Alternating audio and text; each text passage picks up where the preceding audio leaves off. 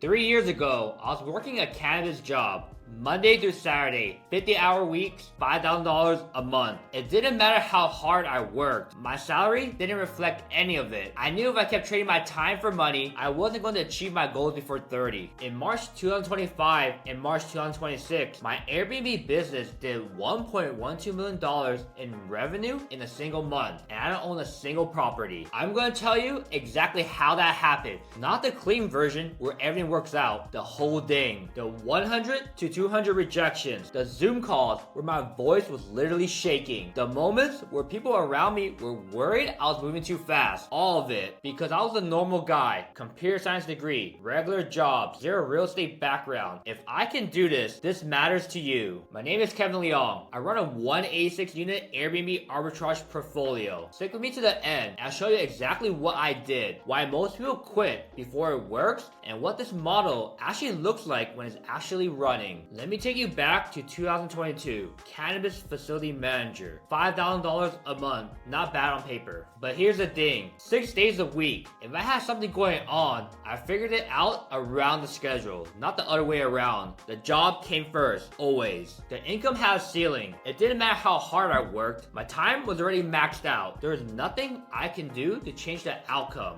I couldn't work harder than I already was. I knew I wasn't going to get where I wanted staying there. I just hadn't done anything about it yet. New Year's going into 2023, I was in Taiwan. I actually been watching YouTube videos about Airbnb arbitrage for a while at that point. I understood the basic idea, but I just never committed to it. Uncomfortable enough to think about it, but comfortable enough to never do anything about it. That's the zone that most people stay stuck in. Taiwan gave me space to stop and think. I ran the math, not on the business, on my life. Where am I actually going if nothing changes? 5 years, 10 years. Am I going to get where I want before 30? The honest answer was no. The thing that kept coming back was, if I don't try this, I'll spend the rest of my life wondering what if. If it doesn't work, I can always go back. I made the decision to learn Airbnb arbitrage starting in 2023. I got back to the States and paid for a mentorship. That was the first real commitment. Not researching on YouTube, not thinking about it. The moment I actually put money into learning this properly was the moment I was all in. The first 2 weeks were all set up. Get the business entity in order, get the business credit in place, and go through the course material. I was watching YouTube and Googling things on the side too. Just learning as much as I could because I was dedicated to making this work. About 2 weeks in, I started cold calling. Before I get there, most people think you need to own property to make money with Airbnb. That's the first thing I had to unlearn. Here's how it works. You lease a property from a landlord. You furnish it, you list it on Airbnb. The guest revenue covers your rent and costs, and you keep the spread.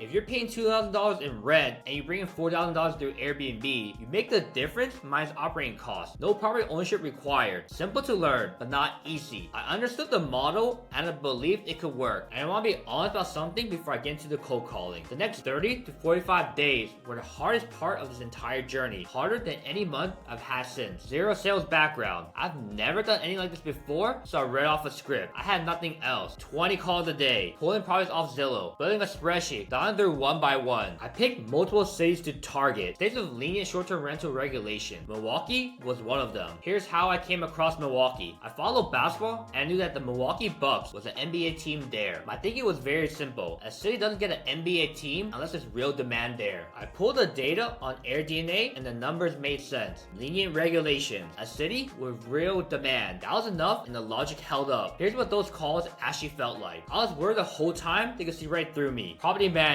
leasing agents, ownership group. In my head, they were experienced and higher up than me. I was reading off a script, trying to sound like I knew what I was doing. There's one call I can still think about. A Zoom meeting with an entire ownership group. Multiple people on the other side. I was honestly shaking the entire call. I can remember being nervous the entire day. I was getting rejection after rejection. Here's what I didn't understand at the time. Most of them weren't saying no because of me. They're saying no because they don't allow corporate leases at their property. easy. And that's their policy. That's it. I was taking every rejection personally like I was the problem, but I wasn't. I just hadn't found the right landlord yet. Every no pushed me closer to my first yes, but I just didn't know that yet, but I kept going. I never thought about stopping. Not once. Giving up was not an option. I knew what I wanted, and I knew this was a numbers game. Not a question of whether it will work. A question of when. If it was easy, everyone would be doing it. So I kept dialing about a month and a half. 20 calls every single day. Somewhere between 100 and 200 rejections. One building in Milwaukee finally said yes. Here's something I've never said publicly. When I got that first yes, I actually didn't move on it. I sat on it for about 2 weeks. Not because I wasn't excited, because I wasn't sure about the property. There weren't a lot of comparables in the area, and I didn't feel confident in it. So instead of committing, I kept dialing other properties, other zip codes in the same city, looking for something that felt more certain, and I kept getting those. At some point, I generally thought maybe Milwaukee just doesn't work. Maybe I picked the wrong market. I almost walked away from the only yes I had after 100 to 200 rejections. Then I went back to the numbers. I ran them again with another pair of eyes, and I realized I wasn't looking at this clearly. I was scared to commit to my first deal, even though the units were profitable. The deal was solid. I was just in my own head. I stopped overthinking it, and I reached back out to the landlord. The deal was still there. 5 units in one apartment, about $5,000 a month in profit after all expenses. I was excited and nervous at the same time, because now I actually had to make it work. The people around me were supportive, but also cautious. My friend said, get a few units first, see how the business goes, and don't expand too fast. If I had listened, I wouldn't have moved as fast as I did. Once you have your own proof, you stop asking whether the model worked. You start asking how to do more of it. From that first deal in March 2023, I started scaling. For the first several months, it was just me, cold calling, emailing, running the operations. That's how I got from 5 units to 19 by July. Here's how I was thinking about it. Any business works the same way. The first year, you're paying back your investment, furniture costs, and any money up front. You make it a little bit the first year, but then the profits start compounding year after year. I knew that going in, so I wasn't expecting 19 units to feel like a milestone. I kept going as long as I had funding. As the portfolio grew, I started slowly bringing people on. Hired people who already had experience. VAs who worked as an Airbnb support or as a guest experience specialist. Started building out processes as we went. By December 2023, I had 51 units. I was at my family's Christmas party and I checked my phone. I just crossed $100,000 in booking revenue, and that was my first 6-figure month. I pulled my mom to the side and I showed her the revenue. At this time, I was 27, and it's the first time I've ever done 6 figures in the month. The first thing I thought was, if I'm at 100K already in December, what does my high season look like in March? I was tracking revenue every single day. Here's the thing. At the same time I crossed $100,000, I realized I had a problem. I had 4 people handling guest communications by that point, but I was still setting up every listing, building every process from scratch, training the team on how to do things right. I'm still the engine behind everything. Over time, I handed more off, tightened the roles, built out the SOPs until the business could run without me in the middle of it.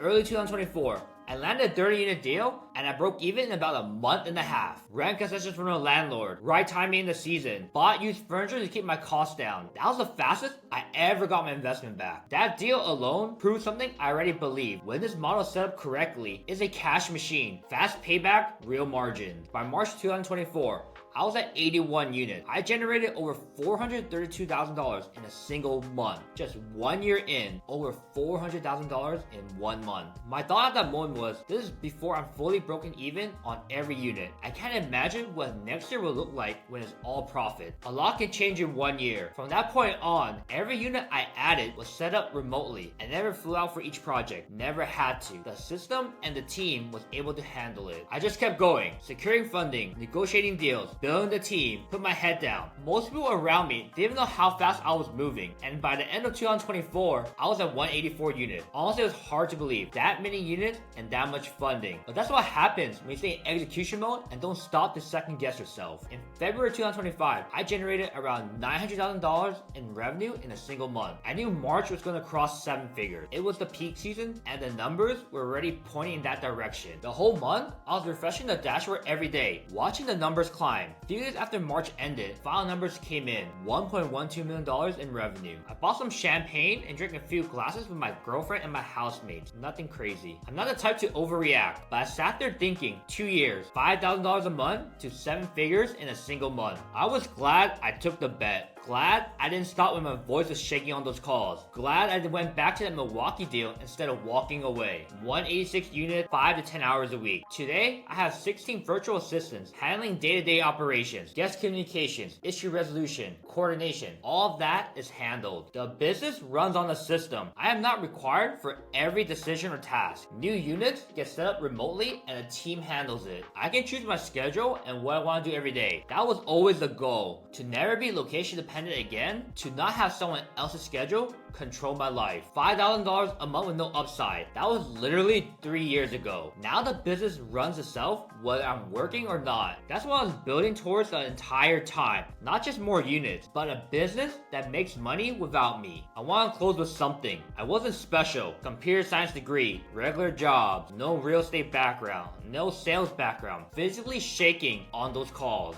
Just a normal person who made a decision and didn't quit when it got uncomfortable. If you're watching this, the goal probably isn't $1.12 million in a month. It's to have options and to be in control of your own income and schedule. Enough to stop being trapped by one income source. Enough to not lie awake wondering what happens if your job disappears. That's achievable. That's a few months away, not a few decades. The only question is whether you decide to start. In 2 years, I went from a 5K cannabis job with no sales experience and no real estate background to $1.12 million in a single month. And I don't own any of them. DM me the word BNB on Instagram. Tell me where you're starting from, and I'll tell you honestly whether this makes sense for your situation or not. My handle is in the description. And if you're not ready yet, please drop a comment below. Tell me, what's the one thing holding you back? I read every single one of them.